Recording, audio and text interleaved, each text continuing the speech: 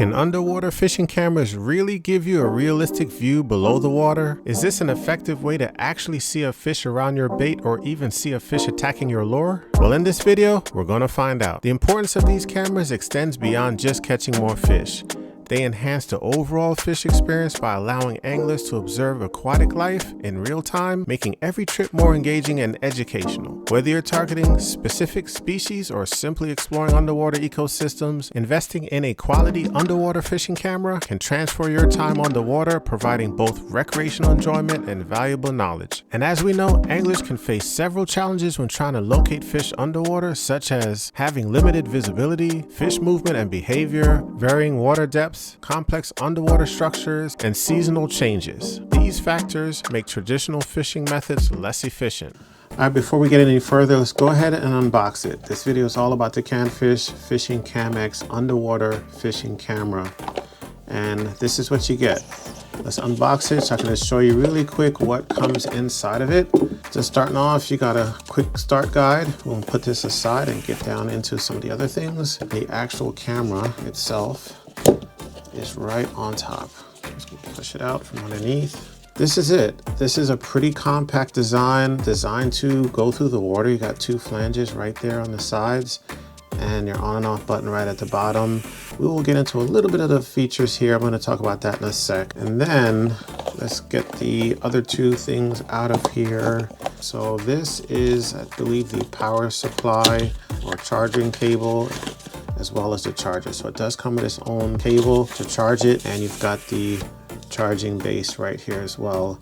And this works really simple, guys. Just plug the cord in right into the side and then drop the camera right on top of the charger. And then the last box in here, we have the flotation device. This is the buoyancy ring. This will allow the camera to float in the water, and it will then point vertically down. So the camera will float on the water like this, staring right down at your bait and the fish around it. So that's what this is for. A nice bobber. I could really see this being helpful and useful, especially when you're maybe say game fishing for sunfish, bluegill, anything like that, crappie even, and drop shot for bass. I'm definitely anxious to try this with some drop shotting to try to catch some bass on camera. All right, so in a nutshell, guys, that's what you get in the box. I do want to mention really quick, controlling the camera is pretty simple. Again, I'm not going into the full details of how to control and use it. There's a lot to it, but just to dumb it down some basic features, this does have gesture control, which allows you to turn the recording on and off by simply placing it down vertically and leaving it for 10 seconds. You'll get a beep as well as a light indicator letting you know that the recording is either on or off. So let's say the recording is already on and you want to turn it off, you just place it down. Once that's confirmed, you do whatever, and then when you're ready to turn it back on, do the same thing, place it down vertically again. Another gesture feature is to activate the Wi-Fi, and activating the Wi-Fi allows the camera to connect directly to your phone.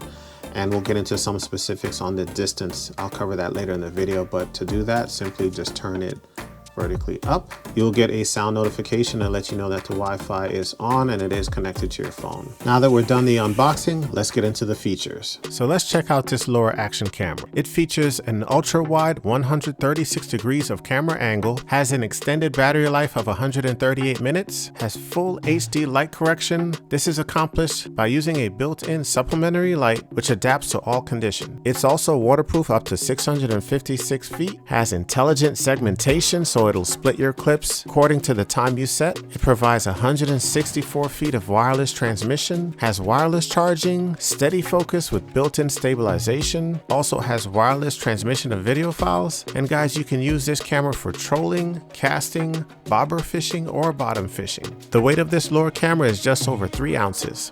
And one thing I like about the fishing camera is it comes with a really good app. So download the CanFish app. Once you have your camera on, you want to click CanFish CamX camera.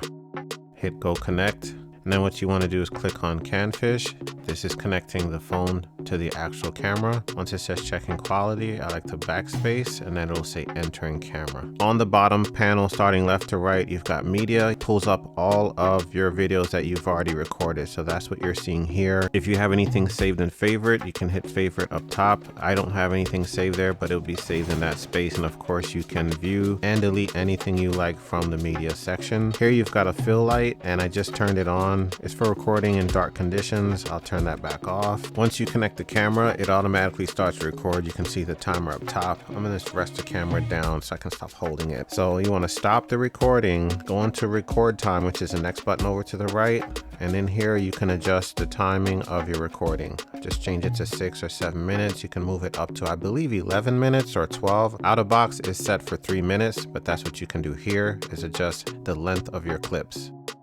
And lastly, you have your settings tab with additional settings for your camera. Now, like anything else, I do suggest putting some time into this camera to figure out how to get the best results. The first bait I tied on was a deep diving crankbait, and because it dove so deep, I had trouble keeping the bait in frame. If this happens to you, you can either tie on a weight before the camera to help the camera dive deeper, or change to a shallower diving crankbait. The next bait that I tried out was a small Kitech 3.8 swim bait. Even though the results were better, I think I needed to adjust my leader line. I think I was more concerned with the camera spooking fish, so I ended up tying a leader line that was way too long, making it hard to see my bait. Now with the leader line much shorter, I did get much better shots, but honestly guys, I'll show you that later because I can't wait to show you what I saw when I tied on the drop shot. Because I was in 15 feet of water, I didn't use the bobber because my leader line would have been way too long to cast and the bait reached the bottom of the lake. But I have to admit, with no bobber, I did struggle a bit trying to learn how to keep the camera suspended above the bait. Now normally you do this with a drop shot weight at the end of your line, but with a camera it's much more difficult to do this. But with the time I had to figure it out, I did manage to get some cool footage of fish in their natural habitat.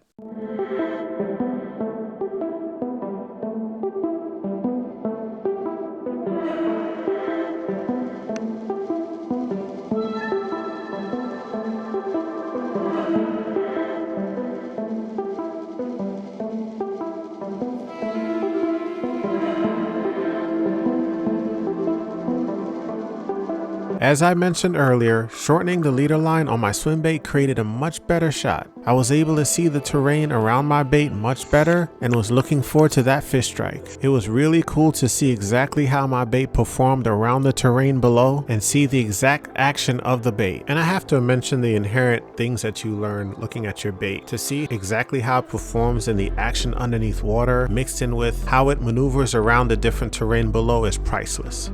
One thing to note, when using the blue floater for the camera, the more calm the water, the better results. In this shot, on this day, it was very windy, which shook the camera back and forth. Now here's a shot the next day with very calm water conditions. Seeing fish come up to inspect my bait, trying to decide whether to eat it was pretty awesome to watch. My goal with this was to simply record fish behavior, but of course I couldn't help it, I had to pull one out.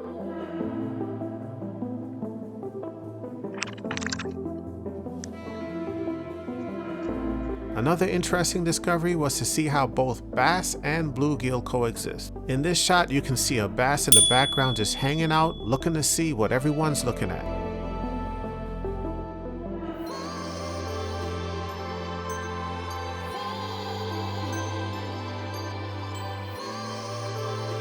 Now, as an additional test to test how this camera would do in the worst conditions, I found the nastiest pond in the neighborhood and tossed that camera in.